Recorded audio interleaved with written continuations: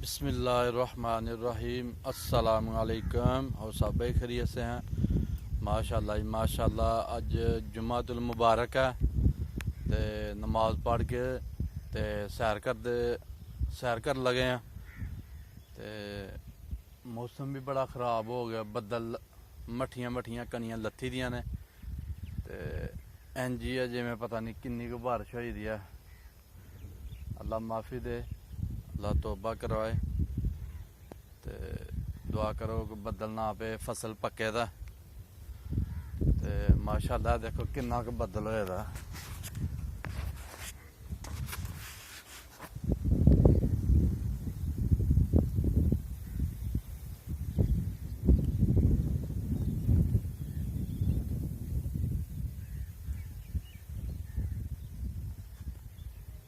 बस दुआ है कि बदल ना पे,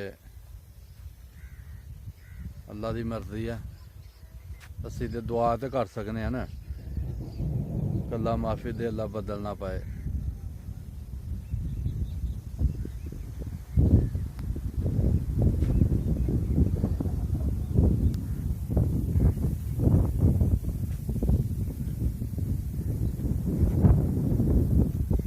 देखो किन्ना क बदल चढ़े दा।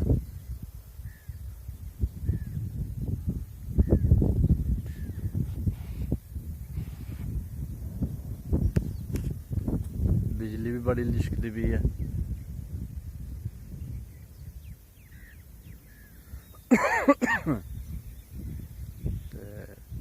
लो जी माशाअल्लाह, इंशाअल्लाह और 2-3 घंटिया तक जुम्मे की तैयारी करने हैं। जुम्मा मुबारक पढ़ांगे इंशाअल्लाह। ते दुआ करो कि बदल ना पे, क्योंकि फसलां बिल्कुल तैयार ने। देखो पूरा इलाका जड़ा ना कोई हरा भरा नहीं, दरख्त ही हरे भरे ने तो जां शटाले हरे भरे ने। बकाया माशाअल्लाह फसल बिल्कुल तैयार है। दुआ करो अल्लाह के एक बदल ना पाए, फसल सामभ लिए इंशाअल्लाह।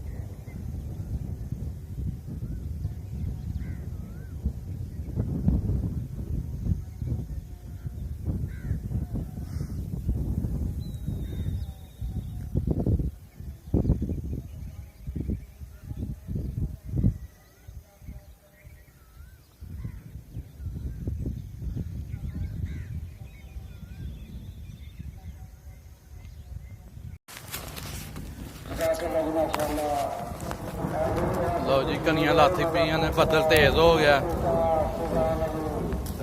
घर आए दे हजे सुबह मैं चलो घर जाके नाश्ता कर लेने। वापसी दुकान से चले जे। देख लो दुकान तक जांदे नच जाना, बदल तेज हो गए।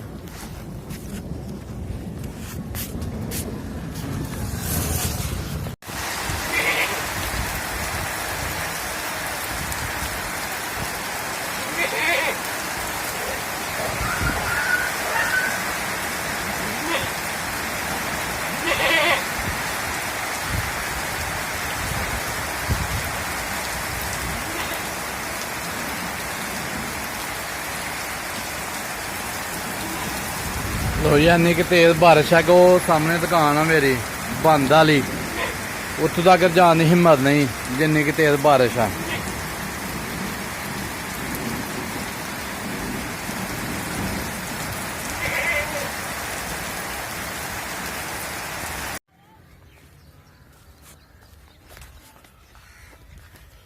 जी माशाल्लाह जुम्मे की तैयारी मुकम्मल हो गई है।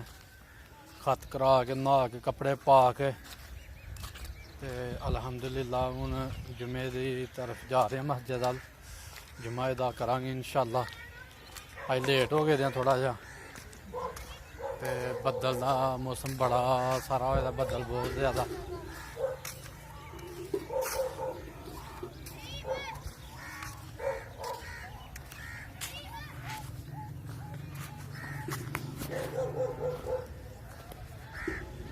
बदल बहुत ज़्यादा हो गया ते कनियां माड़ियां माड़ियां लत्थी दियां ने, सड़कें पक्की पानी खलोते दा माशाल्लाह जी।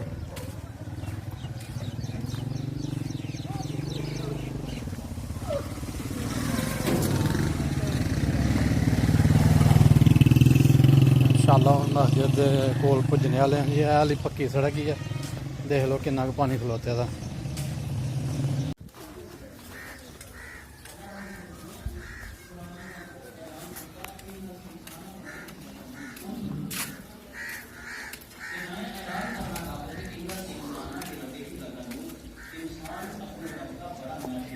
अल्लाह मामा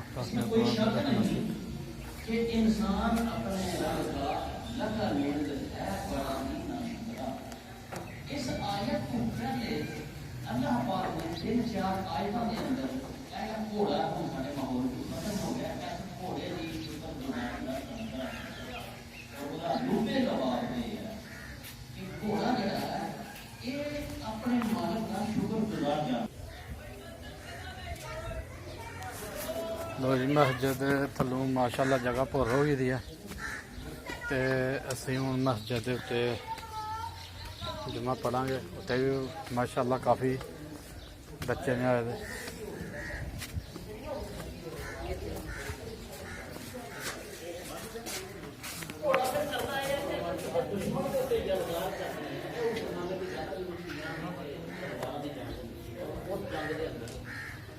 लोग घोड़ियां से बैठ के अपने दुश्मन लश्कर अपने माँ बाप को कभी दूसरे ही नहीं देते कि माँ बाप कहल ही ना जिंदगी के अंदर देखा देखी दुनिया जारी ही थी जरा बंदा साडा भला करे उसका भला करेंगे तो याद नहीं।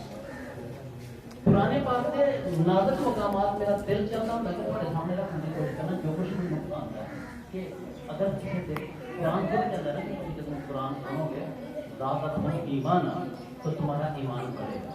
जो तुम किसी खतीब करो किसी को गलत करो कोई गल सुनो थोड़े दिल के अंदर ईमान बढ़े तो इस तो बड़ी खुशकिस्मती की केड़ी गल हो गई। बन सकता कि कौन हो गया इंसान समस्या माता होगा किसी की गल दिल हो गया ना माशाल्लाह मस्जिद पहुंच गए हैं। तमन्ना बयान शुरू हुआ मस्जिद से। आयत में पुराने बात की बड़ी हजरत इब्राहिम अलैहिस्सलाम के बारे में इतने मैं नूह अलैहिस्सलाम की जिंदगी की बड़ी शुक्रगुजार जरा अल्लाह कहना शुक्रगुजार ਅਸੀਂ नहीं पढ़ी ना ਸਾਨੂੰ पता है कोई पूछे नूह अलैहिस्सलाम ने की शुक्र नहीं दसदा इब्राहिम अलैहिस्सलाम तक की शुक्र नहीं दसदा ਇਹਦਾ मतलब ਅਸੀਂ ना शुक्र है ना अल्लाह की इस नेमत दे।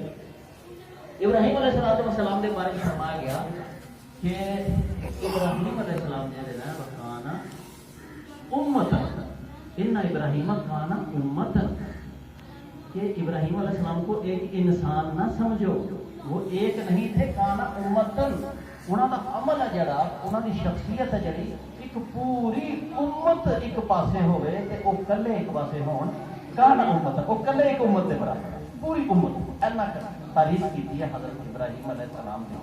फिर फरमाया हजरत इब्राहिम अलैहिस्सलाम के बारे में कि कानितन लिल्लाह कानितन कानितन लफ्ज़ जड़ा है मैं ਤੁਹਾਡੇ सामने फिर मजीद दी थोड़ी जी कदी गल करके सानू भी कहा गया कि तुम अल्लाह ताला के कानत बनो। मसलन कहा गया कि नमाज पढ़ो जब खलोंदे हो ना तो वकूमु लिल्लाहि कानितीन लोगों जब नमाज के लिए खड़े होते हो तो कूमू लिल्लाहि कानितीन तो अल्लाह के सामने कानितीन बनकर खड़े हुआ करो। उधर क्या गए इब्राहिम अलैहिस्सलाम की उम्मत के बराबर हैं कानितन लिल्लाह अल्लाह के कानत है। कानत की चीज़ है कानत कहते हैं ना उस इंसान को कि जड़ा इस तरह तैयार हो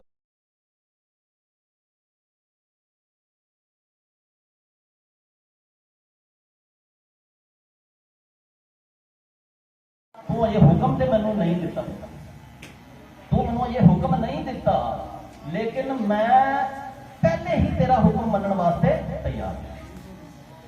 ਅੱਲਾਹ ਤਾਲਾ ਕਹਿੰਦਾ ਜਦੋਂ ਨਮਾਜ਼ ਤੇ ਖੜੇ ਹੋਵੋਗੇ, ਅੱਲਾਹੁ ਅਕਬਰ ਹੱਥ ਬੰਨੋਗੇ, ਕੂਮੂ ਲਿllahi ਕਾਨਿਤੀਨ, ਤੇ ਫਿਰ ਤੁਸੀਂ ਜਦੋਂ ਖੜੇ ਹੋਵੋਗੇ ਤੇ ਇਹ ਸੋਚ ਕੇ ਖੜੇ ਹੋਇਓ ਕਿ ਮੇਰਾ ਹੁਕਮ ਬਾਅਦ ਚ ਆਏਗਾ, ਤੁਸੀਂ ਪਹਿਲੇ ਹੀ ਮੰਨਣ ਲਈ ਤਿਆਰ ਹੋ। ਨਮਾਜ਼ ਦਾ ਪਤਾ ਲੱਗਾ ਨਹੀਂ ਖਲੋਣ ਦਾ ਤਰੀਕਾ ਸੀ, ਖਲੋਣੇ ਪਏ। ਅੱਲਾਹ ਤਾਲਾ ਕਿਸ ਤਰ੍ਹਾਂ ਦਾ ਕਹਿੰਦਾ ਕਿ ਤੁਸੀਂ ਖਲੋ, ਅਸੀਂ ਮੰਨਣ ਲਈ ਤਿਆਰ ਹੁੰਦੇ ਬਣਾ ਕਣਕ ਦੇਖੋ ਬਦਲ ਕੇ ਪੈਂਦਾ। ਕਿਆ ਅਸੀਂ ਸਾਰੇ ਲੋਕ ਉਸ਼ਰ ਦਿੰਦੇ ਆ? ਅੱਲਾਹ ਨੇ ਕਿਹਾ ਨਾ ਉਸ਼ਰ ਦਿਓ। ਨਮਾਜ਼ ਪੜ੍ਹਨ ਲੱਗਿਆ ਜਿਹਦੇ 100 ਬਣ ਦਾਣੇ ਹੁੰਦੇ ਨੇ, ਜਿਹਦੇ 200 ਬਣ ਦਾਣੇ, ਮੇਰੇ ਹੱਥ ਬੰਨਣ ਤੋਂ ਪਹਿਲਾਂ ਇਹ ਸੋਚਦਾ ਕਦੀ ਕਿ ਯਾਦ ਆ ਕੋ ਅਜੇ ਦਾਣੇ ਆਏ ਤੇ ਨਹੀਂ, ਲੇਕਿਨ ਮੈਂ ਉਸ਼ਰ ਦੇਣ ਲਈ ਪਹਿਲੇ ਹੀ ਤਿਆਰ ਹੈ। ਕੋਈ ਸੋਚਣ ਵਾਲਾ? ਇੱਕ ਬੰਦੇ ਦੇ 100 ਮਣ ਦਾਣੇ ਹੋਏ, ਅਗਰ ਉਹ ਉਸ਼ਰ ਦੇਣਾ ਚਾਹੇ 100 ਜੂ ਕਿੰਨੇ ਮਣ ਦਾਣੇ ਨਿਕਲਣੇ? 5 ਮਣ। 100 ਜੂ 5 ਮਣ ਦਾਣੇ।